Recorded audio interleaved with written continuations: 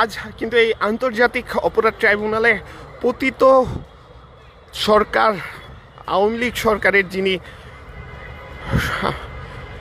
প্রধানমন্ত্রী ছিলেন তার বিরুদ্ধে আজ রায় ঘোষণা, এবং সেই মামলায় কিন্তু সাবেক প্রধানমন্ত্রী শেখ হাসিনার সাথে সাবেক স্বরাষ্ট্রমন্ত্রী আসাদুজ্জামান খান কামাল এবং সাবেক আইজিপি আবদুল্লাহ আল মামুন কিন্তু জড়িত আছে, এবং এই তিনজনের বিরুদ্ধেই কিন্তু আজ মামলার রায় ঘোষণা হবে, যেখানে সাবেক আইজিপি আবদুল্লাহ আল মামুন কিন্তু আজ রাজ সাক্ষ্য দিচ্ছেন, এবং সেই ঘটনা থেকেই আপনাদেরকে জানানোর চেষ্টা করছি। তবে এই মামলায়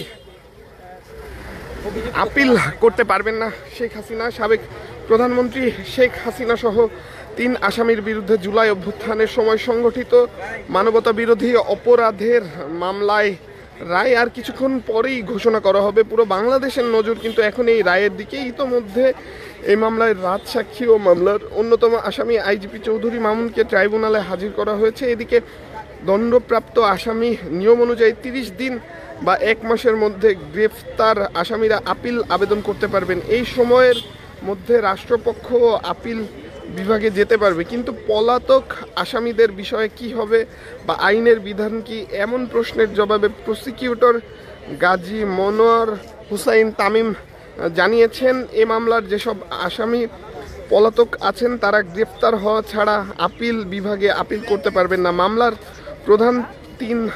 মামলার প্রধান আসামি একজন নারী হওয়ার কারণে শেখ হাসিনা আইনে বিশেষ কোনো সুবিধা তিনি পাবেন কিনা এমন প্রশ্নের জবাবে তিনি জানিয়েছেন, সিআরপিতে জামিন প্রদানের ক্ষেত্রে নারী, অসুস্থ কিশোর, বালক শিশুদের অগ্রাধিকার দেওয়া হয়, কিন্তু রায় দেওয়ার ক্ষেত্রে নারীকে সাধারণ আইনের কোনো আলাদা প্রিভিলেজ দেওয়া হয় না। ট্রাইব্যুনাল আইনে কোনো আলাদা প্রিভিলেজ নেই। অতএব রায় প্রদানের ক্ষেত্রে আসামি নারী হোক পুরুষ হোক, তিনি তার অবস্থান থেকে কি অপরাধ করেছেন সেই অপরাধের গ্র্যাভিটি বিবেচনা করে শাস্তি প্রদান করা হবে, বা মামলা প্রমাণ না হলে খালাস প্রদান করা হবে, এমনটি কিন্তু আমরা আপনাদেরকে জানিয়ে রাখছি। পাশাপাশি আপনাদেরকে জানিয়ে রাখছি,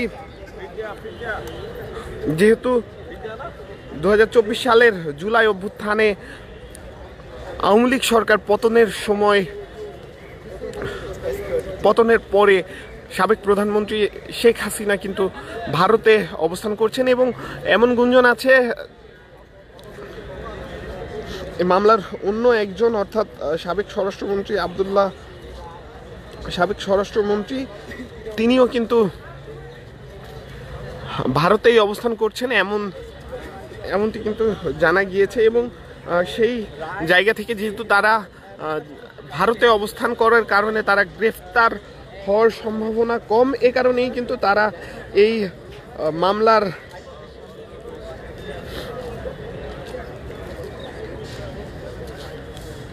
রিট করতে পারবেন না, যেমনটি আপনাদেরকে জানিয়ে রাখছি। আপনাদেরকে আরও জানিয়ে রাখছি, 2024 সালে জুলাই অভ্যুত্থানে শেখ হাসিনা সহ অন্যান্যদের যে ভূমিকা, সেই ভূমিকার বিরুদ্ধেই কিন্তু এই 5টি অভিযোগে এই মামলাটি করা হয়। এবং আমরা দেখেছি জুলাই অভ্যুত্থান পরবর্তী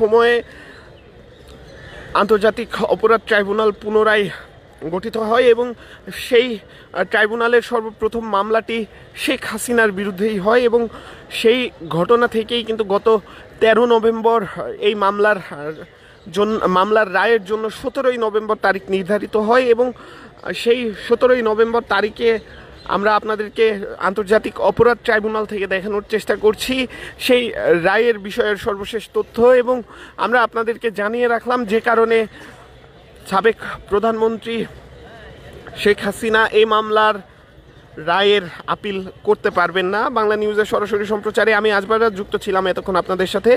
পরবর্তীতে আবারও যুক্ত হব অন্য কোনো ঘটনা কিংবা সংবাদ নিয়ে। ততক্ষণ পর্যন্ত বাংলা নিউজের সাথেই থাকুন।